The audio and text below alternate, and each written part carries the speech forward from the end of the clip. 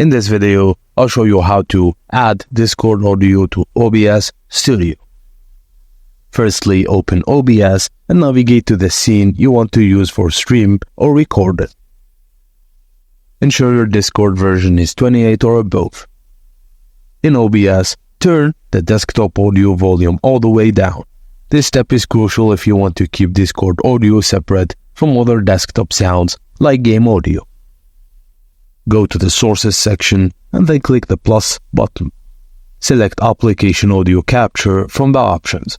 This feature allows you to capture and control the audio of individual applications.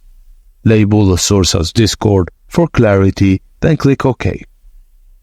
Choose the Discord window you want to capture from the list and press OK. Discord will now appear in your audio mixer in OBS. And that's it, guys. Thank you for watching, and please don't forget to like and subscribe for more.